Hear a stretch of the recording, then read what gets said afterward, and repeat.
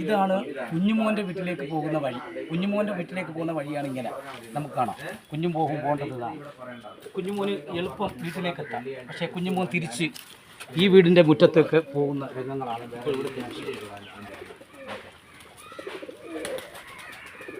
ഇങ്ങനെ കടന്നു പോകുന്നതിനാണ് പരാതി. കുഞ്ഞുമോൻ, എതിർകക്ഷിയായ കുഞ്ഞുമോൻ മുറ്റത്തൂടെ അപ്പോൾ കയറി പോകുന്നത്. അപ്പോൾ കുഞ്ഞുമോൻ പോകേണ്ട അതിലേക്കാണ് ആ ദൃശ്യങ്ങളാണ് പ്രിയപ്പെട്ടവരെ എത്തിക്കുന്നത്.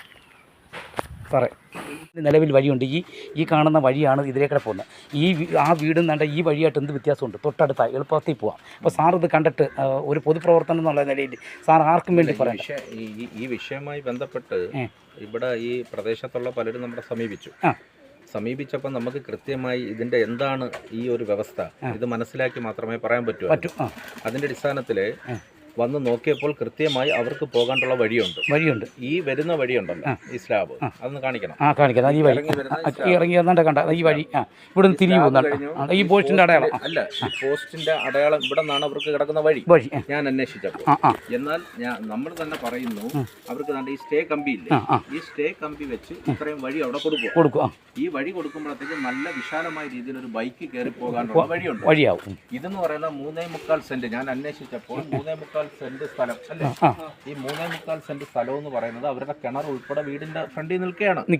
അപ്പം ഒരു വഴി കയറി വന്നിട്ട് ഒരു വീട് മുറ്റത്തൂടെ അപ്പുറം പോകുമെന്ന് പറയുന്നത് അത് ധാർഷ്ട്യമാണ്. അത് വളരെ കാര്യം എന്ന് വെച്ച് കഴിഞ്ഞാല് മറ്റൊരു വീട്ടുകാരെ ഏറ്റവും വലിയ പുച്ഛിച്ച് ചെയ്യുന്ന ഒരു സംഭവമായിട്ടേ കാണാൻ പറ്റും. അവരുടെ വീട്ടുമുറ്റത്തൂടെ പോകൂ. നമുക്ക് വഴിയുണ്ട്.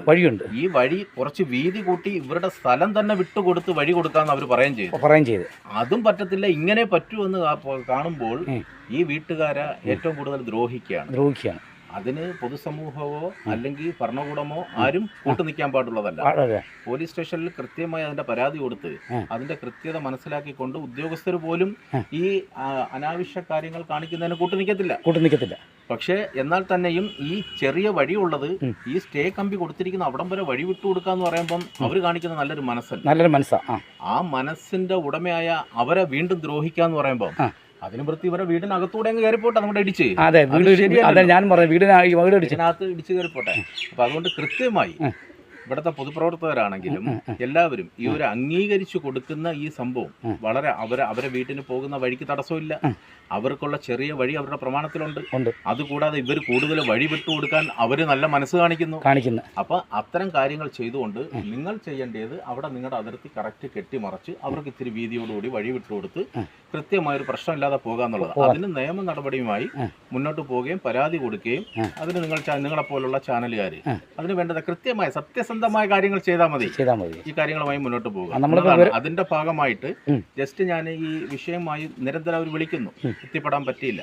ആ ഒരു ഭാഗമായി എത്തിപ്പെട്ട് കണ്ടപ്പോൾ അതിന്റെ നമുക്ക് ആർക്കാണെങ്കിലും ബോധ്യപ്പെടും, ശരിയും തെറ്റും മനസ്സിലാവുന്നുണ്ട്.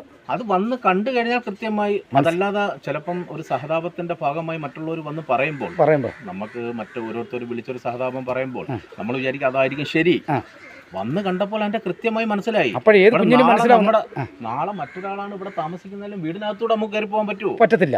വഴിയില്ലെങ്കിൽ ശരിയാണ്, നമുക്ക് വഴി കൊടുക്കണം. സാധാരണ എല്ലായിടത്തും വഴിയില്ലാത്ത പ്രശ്നം. ഇതിപ്പോ വഴിയുണ്ട്. വഴി കൂടാതെ വീതി കൊടുക്കാം.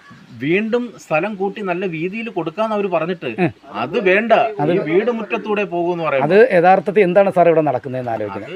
അതിനെ കുറിച്ച് നമുക്ക് വളരെയേറെ ദേഷ്യപ്പെട്ട് തെറി വിളിക്കുക, അനാവശ്യം പറയുക, മറ്റു കാര്യങ്ങൾ ഇതൊന്നും ശരിയുള്ള കാര്യമല്ല. പരസ്പരം അടി കൂടാണ്ടുള്ളവരല്ല മനുഷ്യര്. കാര്യങ്ങൾ മനസ്സിലാക്കി ഈ ഭൂമി കാര്യം എന്ന് വെച്ചാൽ ഇല്ലാത്ത ഒരാൾക്കാണെന്നുണ്ടെങ്കിൽ നമുക്ക് എല്ലാവർക്കും കൂടെ നിന്ന് വഴി കൊടുക്കാനുള്ള മാർഗം നോക്കാം. ഇത് വഴിയുണ്ട്, ആ വഴി കൂടാതെ വീതിക്ക് ഒരു ബൈക്ക് വളഞ്ഞു പോകാനുള്ള വീതിക്ക് കൊടുക്കാന്ന് പറഞ്ഞാൽ അതും പറ്റത്തില്ല എന്ന് പറയുമ്പോൾ എന്താ? Thank you. എന്തായാലും ഓമനമ്മയ്ക്ക് നീതി കിട്ടട്ടെ എന്ന് പറഞ്ഞുകൊണ്ട് ക്യാമറമാൻ ബിനു കുമാറിനോടൊപ്പം KM Media 20 കൊല്ലത്തു നിന്നും ശില്പി രാജേന്ദ്ര പ്രസാദ്.